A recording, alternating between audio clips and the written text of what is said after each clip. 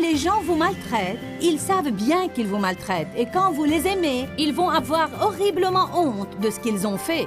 Restez avec nous dans Jouissez de votre vie.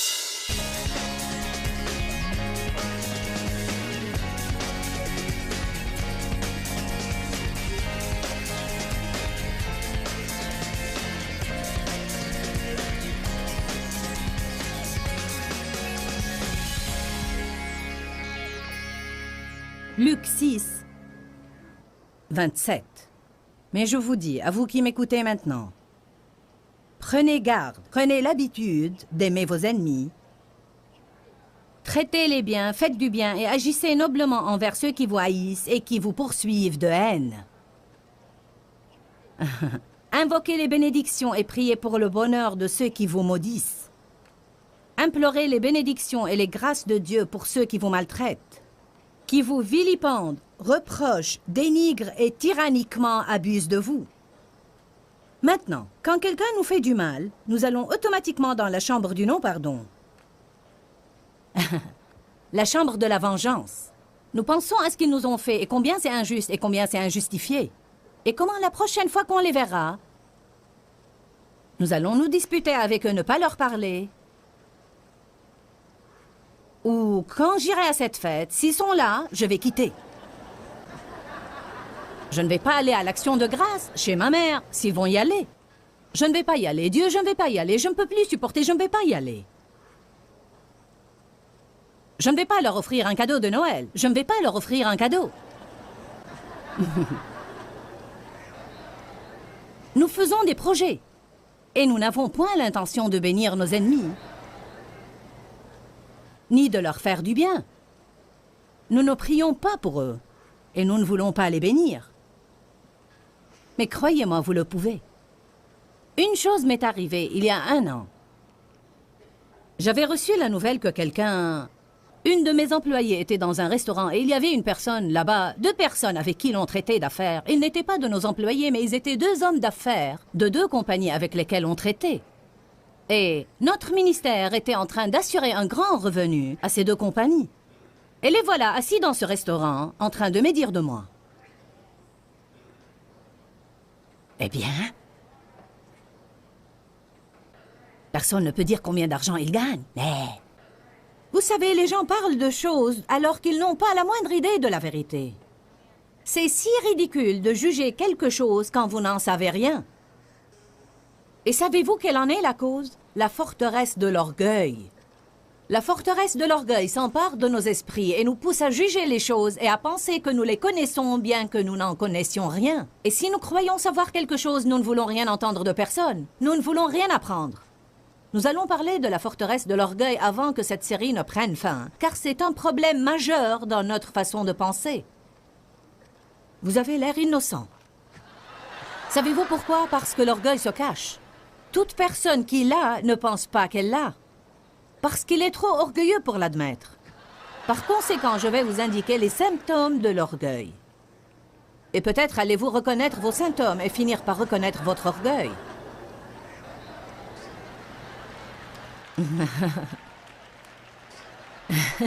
Mais je ne vais pas vous dire en quelle séance je vais en parler, sinon ceux qui en ont le plus besoin ne viendront pas.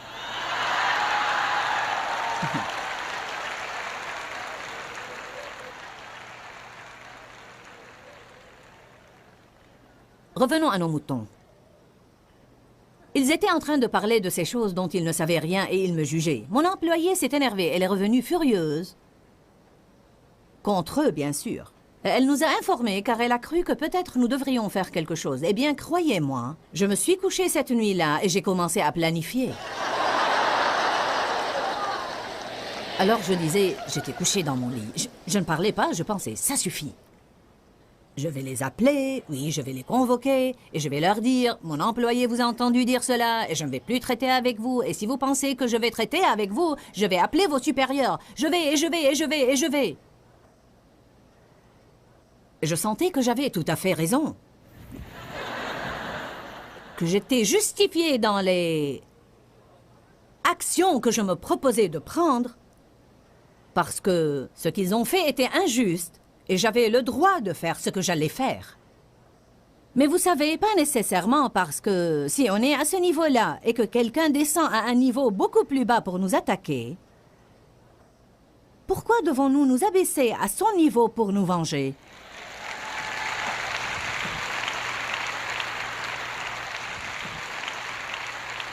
Voyez-vous, nous nous disons sur le coup, eh bien, c'est bien trop dur.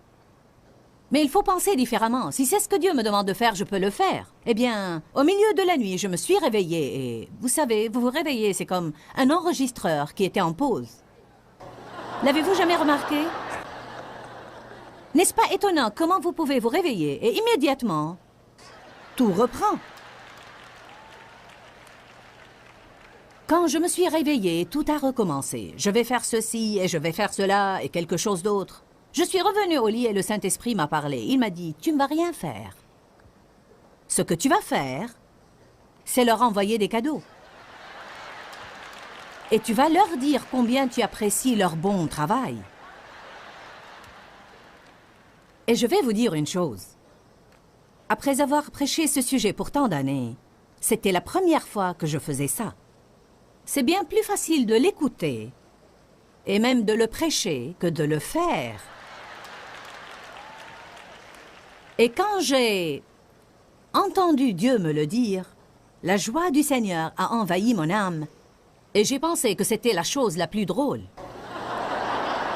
J'ai pensé, maintenant, ça va être drôle. Voyez-vous, la Bible dit, vous surmontez le mal par le bien.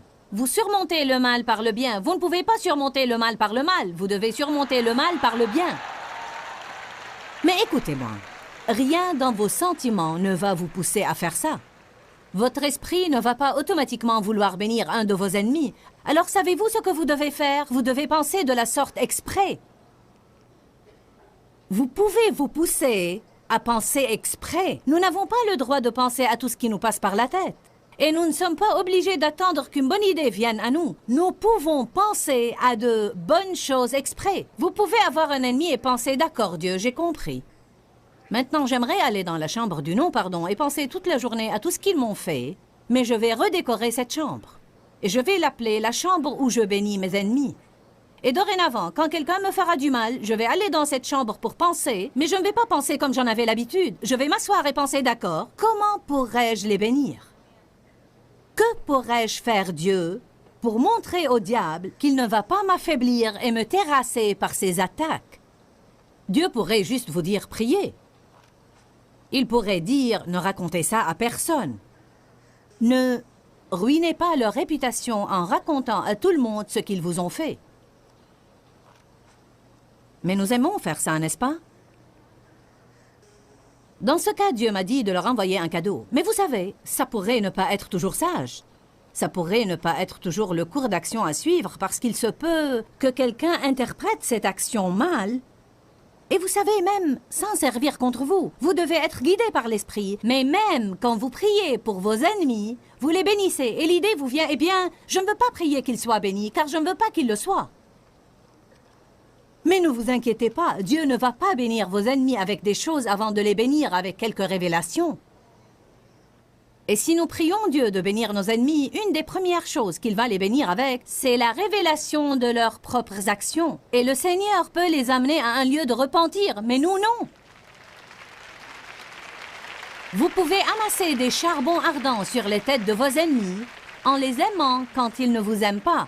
Et laissez-moi vous dire une chose, quand les gens vous maltraitent, ils savent bien qu'ils vous maltraitent. Et quand vous les aimez, ils vont avoir horriblement honte de ce qu'ils ont fait. Mais si vous vous vengez et vous vous énervez et vous vous disputez avec eux, vous vous réduisez à participer à une compétition de furieux.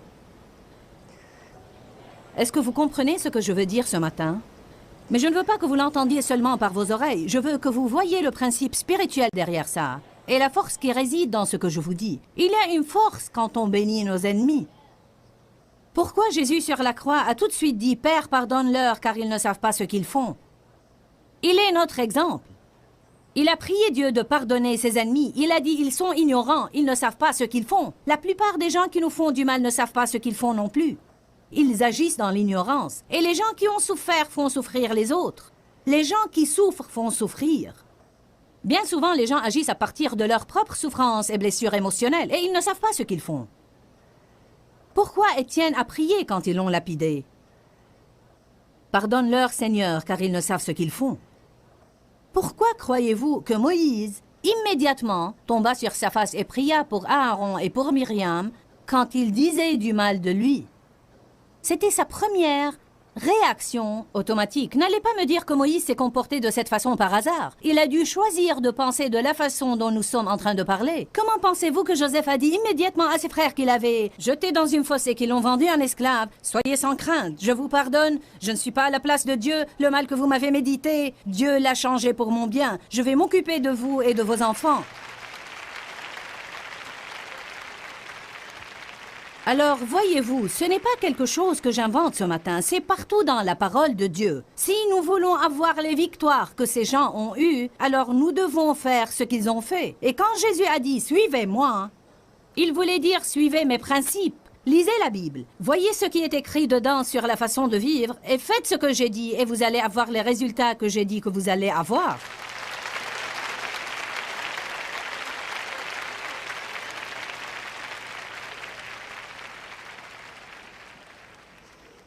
Nous devons penser différemment. Nous devons apprendre à regarder les gens qui nous font du mal et dire « Savez-vous quoi? Vous ne devez pas le leur dire, mais dans votre esprit, dites « Vous avez un problème. Et je vais prier pour vous et pour votre problème, mais vous n'allez pas détruire ma vie avec ce problème. »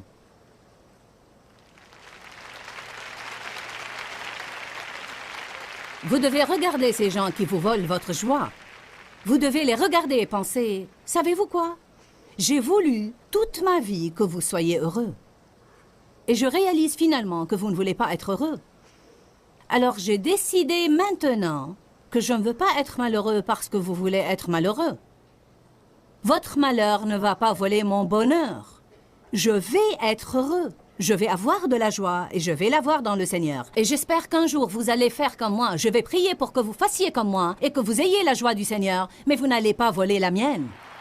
Allez, vous devez commencer à faire de meilleurs projets. Peut-être vivez-vous avec un grognon que vous regardez 25 fois par jour et pensez « Tu voles ma joie, tu voles ma joie, tu voles ma joie. Je ne peux pas te supporter, tu voles ma joie. Je ne pense pas pouvoir vivre avec toi plus longtemps. Dieu, je ne peux plus supporter ça. C'est bien trop dur, Dieu. »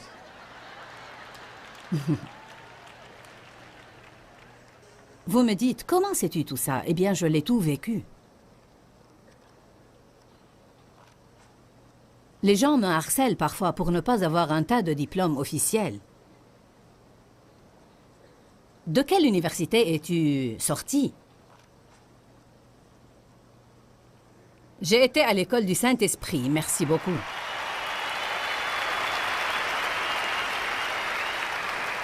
Et j'ai terminé mes études dans l'université de la vie.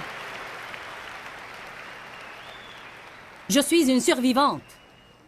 Survivante victorieuse.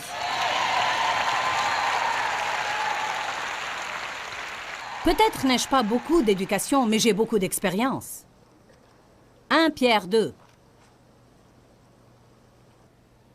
Nous pourrions sortir de cette chambre, mais nous devons y rester encore une minute. Je sais que vous voulez voir d'autres chambres dans la maison, mais... Nous devons prendre complètement soin de celle-ci d'abord. Combien d'entre vous ont besoin de rester dans cette chambre un petit moment? Si vous venez ici furieux contre quelqu'un, je prie au nom de Jésus que vous puissiez sortir, pas furieux du tout, et que vous ayez une compréhension de la réalité et penser « Qu'est-ce que je fais? En quoi ça aide tout ça? À quoi bon? Ça ne change pas les gens. Le savez-vous? Rester furieux contre eux ne va pas les changer. Dieu seul peut les changer. Dieu peut pénétrer à l'intérieur d'une personne et changer son cœur. Eh bien, c'est injuste. Et qui a dit que la vie était juste? 1 Pierre 2, 23, à propos de Jésus. Quand il était dénigré et injurié, il ne dénigrait ni injuriait en revanche. Quand il était maltraité et souffrait, il ne faisait point de menace de vengeance, mais s'en remettait entièrement à celui qui juge justement. Je ne peux pas vous dire combien de fois dans ma vie j'ai dû chercher ce passage et le lire. Chaque fois que quelqu'un me faisait du mal, ou quand je m'énervais à cause de Dave, ou à cause d'un de mes enfants, ou quand je sentais que quelqu'un a été injuste envers moi, que de fois j'ai dû chercher ce passage. Vous savez, Quand vous sentez que vos émotions vous poussent jusqu'au point de l'effondrement, réfugiez-vous dans la parole de Dieu. Quand vous vous blessez, vous avez tout genre de remèdes que vous pouvez utiliser, peut-être un pansement ou quelques pommades tropicales ou une pilule pour la douleur ou autre. La parole de Dieu est le remède de nos âmes. Quand vous sentez que vous êtes sur le point de vous effondrer émotionnellement et que vous pensez « je n'en peux plus », ayez recours à des passages de la Bible et prenez votre remède divin, car il y a la vie dans la parole. Quand Jésus était maltraité, il n'a pas maltraité les gens en revanche. Qu'a-t-il fait? Il s'en est remis entièrement et il a remis la situation en entier à Dieu, qui juge justement. Que de fois, avec les dents serrées et les larmes chaudes, j'ai dû dire « D'accord Dieu, je choisis de te faire confiance. » Je ne sais pas pourquoi ceci est arrivé, je ne sais pas pourquoi les gens se permettent de traiter les gens de cette façon. Je ne comprends pas, Seigneur. J'essaie juste d'aider les gens. Mais je te fais confiance. Et je crois que tu vas établir la justice et que tu vas me justifier. Et j'ai vu Dieu faire beaucoup de choses merveilleuses dans ma vie. Dieu peut faire en une seconde ce qui ne peut être accompli en 25 ans de travail laborieux. Ce n'est ni par la puissance, ni par la force, mais c'est par mon esprit, dit le Seigneur. Entraînez-vous à avoir des pensées de confiance. Allons dans une autre chambre. La chambre du vivre dans le passé. Ah, vraiment, nous y passons du temps, n'est-ce pas? Nous nous y installons et nous pensons à nos anciens péchés et à toutes les raisons pour lesquelles Dieu n'a pas pu nous bénir à cause des mauvaises choses que nous avons faites, alors pas la peine de prier. Nous allons et pensons à toutes les choses que les gens ont fait pour nous, je veux dire contre nous. Nous pensons à ce qu'ils ont fait contre nous. Et puis nous y allons et nous pensons à tout ce que nous avons perdu. Mon enfance m'a été volée, c'est vraiment injuste. Je n'ai pas vécu mon enfance, c'est pourquoi j'ai tant de problèmes. C'est vraiment injuste. Dieu nous donne la splendeur au lieu des cendres, mais soyez prêts à renoncer à la cendre. Car nous gardons notre cendre et restons dans la chambre du vivre dans le passé.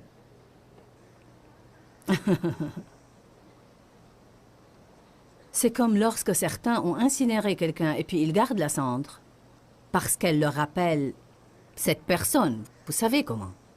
Eh bien, vous pouvez faire ce que vous voulez, mais moi, je ne vais pas garder la cendre de ma vie passée parce que je ne vais pas aller me mettre dans la chambre du vivre dans le passé et regarder ma cendre. Je veux la splendeur au lieu des cendres, une huile de joie au lieu du deuil, un vêtement de louange au lieu d'un esprit abattu. Je veux voir un changement dans ma vie. Et je ne veux pas passer toute ma vie dans l'amertume parce que j'ai eu un mauvais début. Vous savez, oui, le début est important. Et c'est dommage si vous avez mal débuté, mais votre début est loin d'être aussi important que votre fin.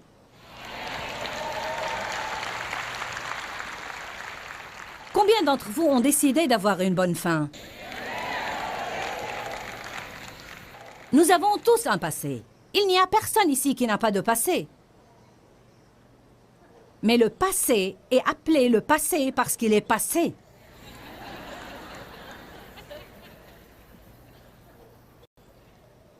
Dieu n'est pas le grand jeté. Jésus dit, pourquoi êtes-vous perturbés? Je suis. Quand vous vivez dans le passé, la vie est dure car il n'est pas le grand jeté. Quand vous vivez dans le futur, la vie est dure parce qu'il n'est pas le grand je serai. Lorsque demain viendra, il sera là, mais il dira « Je suis ». Vous ne pouvez pas aller vous mettre dans la chambre du passé et méditer sur le grand jeté.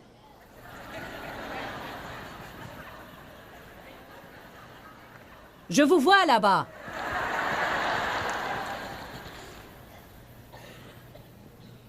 Vous devez prendre garde de ne pas penser aux victoires du passé. Car parfois, vous pensez aux choses qui sont arrivées dans le passé, et ainsi, vous n'êtes jamais satisfait avec tout ce qui se passe maintenant. Eh bien, je me rappelle quand... Amen. Je me rappelle la victoire que j'ai remportée il y a 10 ans. Ou n'importe, vous savez.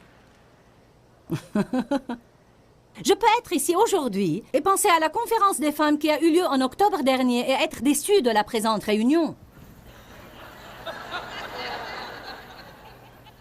Car j'avais 16 000 femmes et plus et nous avons déchiqueté le diable. L'Esprit de Dieu agissait différemment que dans cette conférence. Savez-vous ce que j'ai découvert? L'onction n'est pas la même partout. Et vous ne pouvez pas mettre Dieu dans une petite boîte. Dieu est Dieu. Et il ne vit pas dans une boîte.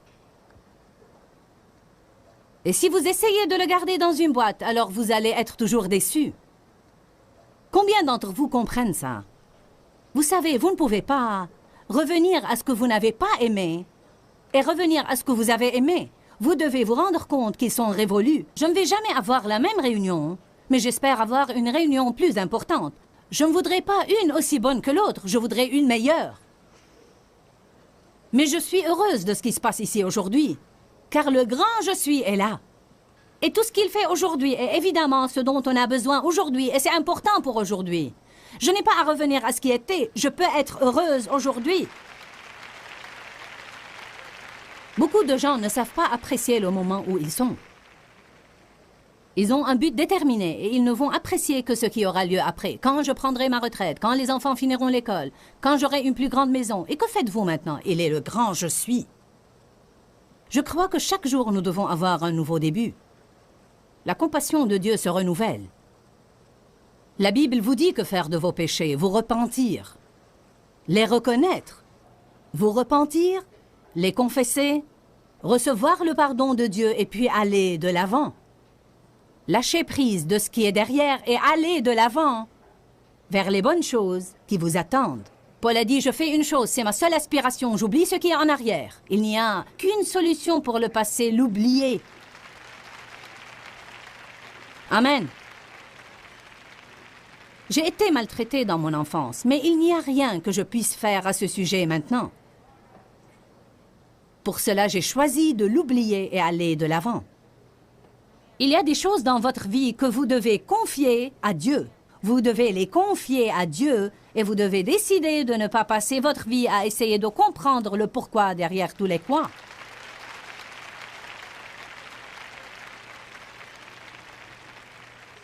Il y a au moins 10 à 12 personnes qui avaient besoin d'entendre ça. Nous faisons ça. Pourquoi l'abus des enfants existe? Je ne sais pas.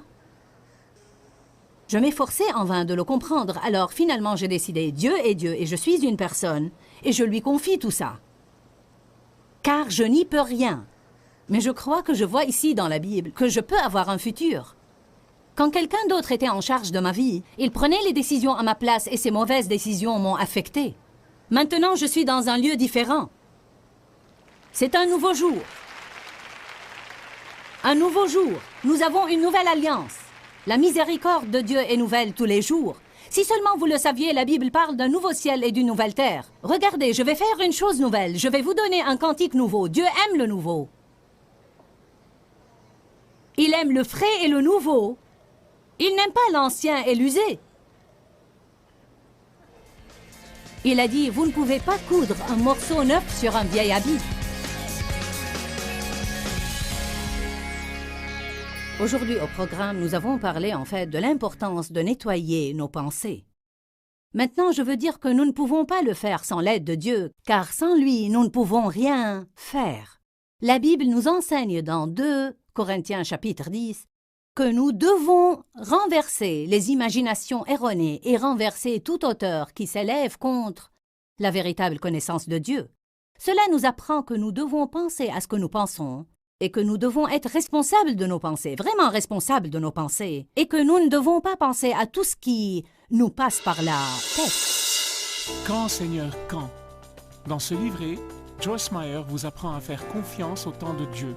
Pour obtenir ce livret gratuitement, écrivez-nous à Joyce Meyer, boîte postale 40095-6300, Larnaca, Chypre.